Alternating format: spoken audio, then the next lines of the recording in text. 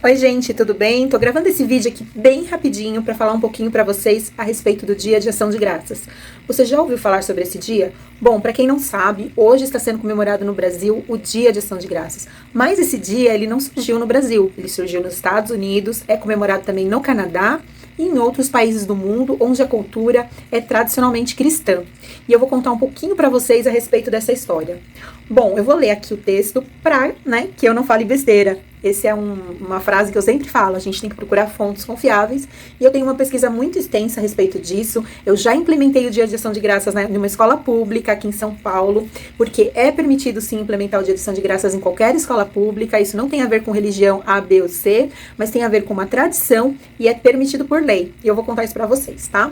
Bom, o Thanksgiving, ou Dia de Ação de Graças, como é conhecido em português, é um feriado nacional que se reporta ao início da colonização norte-americana. Mais ou menos lá para 1864, o presidente Abraham Lincoln declarou o Thanksgiving oficialmente um feriado nacional. Mas a primeira comemoração foi lá por volta de 1621, que casa ali mais ou menos com as questões ali, os conflitos que deram início à Reforma Protestante. Quem já ouviu falar da Reforma Protestante na Europa? Bom, dos 105 primeiros colonizadores que desembarcaram em Massachusetts, no ano anterior, somente 55 conseguiram sobreviver. Ou seja, como que foi isso? Bom, mais ou menos 100 peregrinos, que eram peregrinos puritanos, que eram de uma religião cristã, eles começaram a sofrer uma perseguição lá na Europa, então eles se reuniram e falaram, vamos lá para a América, tentar a nossa vida na América do Norte. Então eles embarcaram num navio chamado Mayflower e chegaram até os Estados Unidos. Porém, naquela época, uma viagem de navio, ela não tinha assim essas grandes embarcações que eram especialmente preparadas para passageiros, né?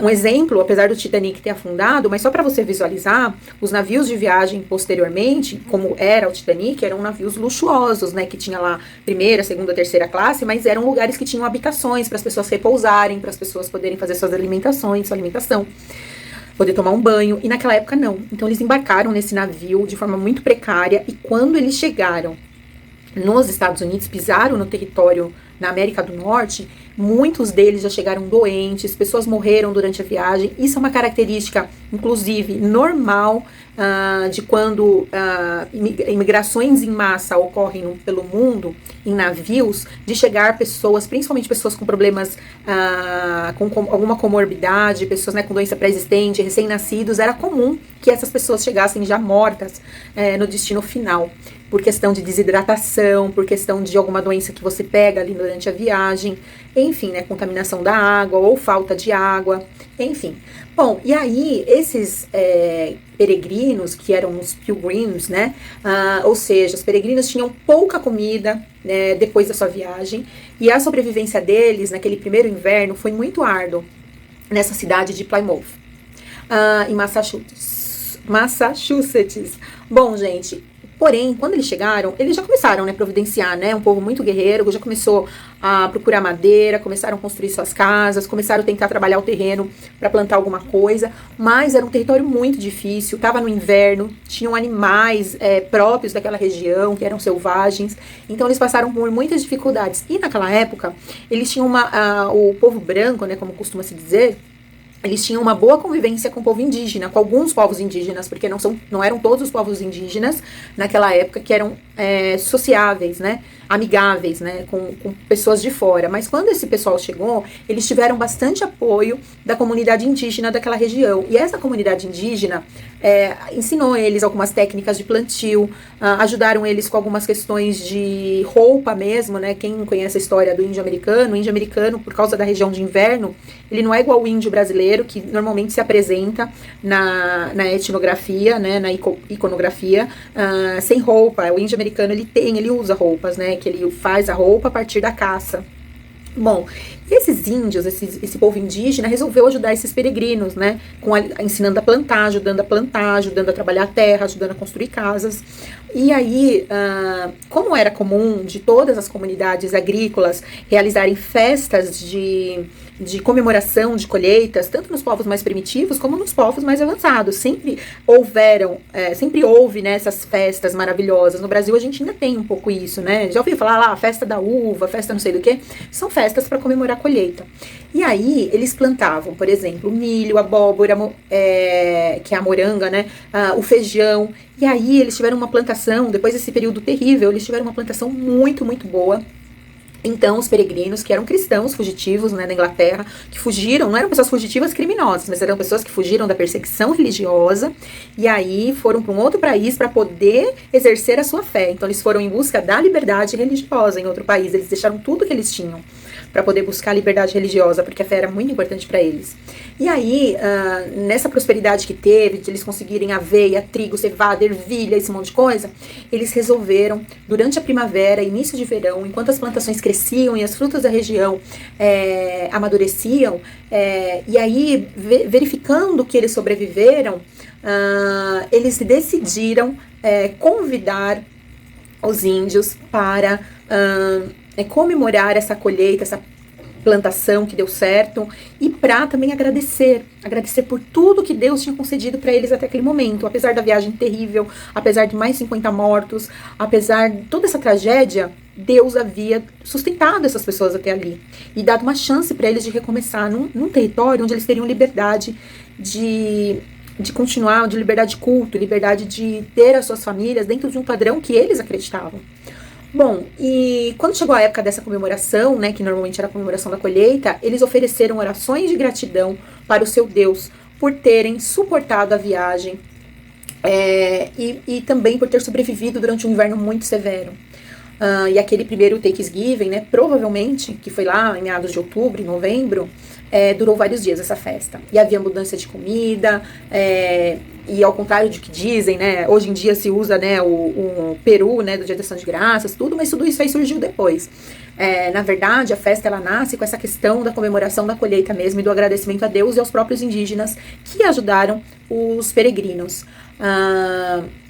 Até mesmo a batata doce, né, que é usada na cultura americana, ela não era uma plantação da época, ela não era um vegetal da época, ele veio e foi plantado depois.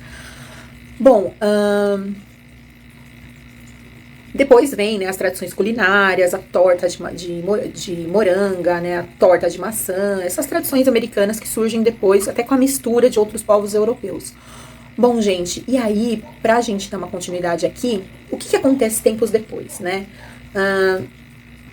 Bom, e aí, tempos depois, o nosso embaixador, o embaixador brasileiro Joaquim Nabuco, quem lembra dele das aulas de história, participando em Washington da celebração do Dia Nacional de Ação de Graças, falou em tom profético: eu quisera que toda a humanidade se unisse no mesmo dia para um universal agradecimento a Deus. Essas palavras moveram as consciências que viviam aqui no Brasil.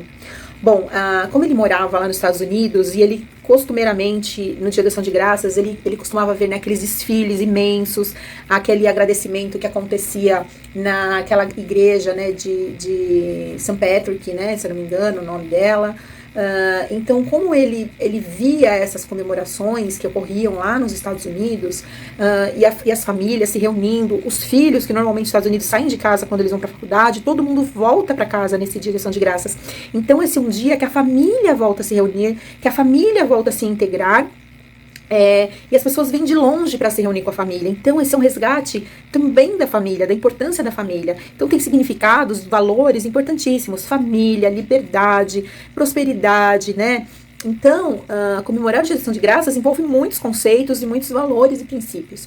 Bom, esse embaixador brasileiro, Joaquim Nabuco, ele viu aquelas comemorações e falou: gente, que maravilhoso, a população se reúne para agradecer a Deus e uns aos outros por tudo que eles têm. Isso é muito bom para uma cultura. Então, durante o governo, né, do presidente Eurico Gaspar Dutra, o Congresso Nacional aprovou a Lei número 781, que consagrava a última quinta-feira do mês de novembro como Dia Nacional de Ação de Graças. Porém, somente em 1966 que o Marechal Humberto Castelo Branco modificou a lei, dizendo que não a última, mas a quarta quinta-feira do mês de novembro seria o Dia Nacional de Ação de Graças, para assim coincidir com as comemorações dos outros países aí pelo mundo. Bom, a ideia de transformar o Dia de Ação de Graças em acontecimento universal nasceu de um brasileiro, que é Joaquim Nabuco.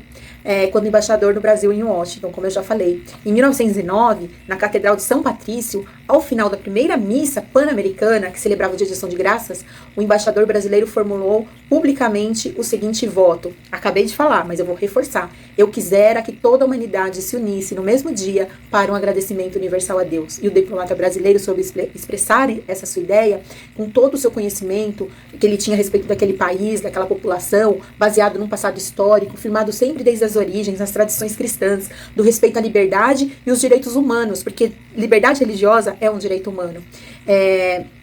E ele comungava com essa questão de proibição de guerras, ele não acreditava em guerras como um meio de se resolver conflitos. Então ele via no Dia de Ação de Graças uma forma de compartilhamento, de confraternização e de pregação da paz. Bom, e aí o decreto 57.298 de novembro de 1965 regulamenta as comemorações do Dia Nacional de Ação de Graças.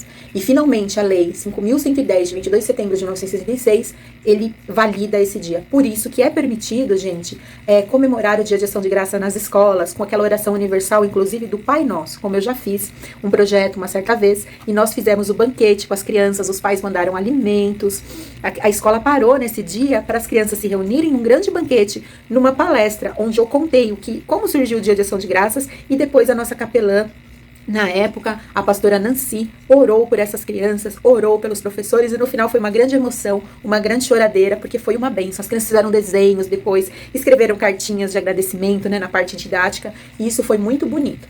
Então, assim, e o que a gente pode fazer nesse Dia de Ação de Graças? A virtude da gratidão está em toda a Bíblia. É próprio das almas nobres agradecer sempre por todas as coisas. O salmista exclama, bom é render graças ao Senhor. E outra vez, entrai por suas portas com ação de graças, Salmo 92:1. E o 100 também, versículo 4, apesar que Salmo não tem versículo. Bom, assim, o render graças a Deus é tão antigo quanto a humanidade. Vem dos tempos bíblicos e reflete-se ao longo da história.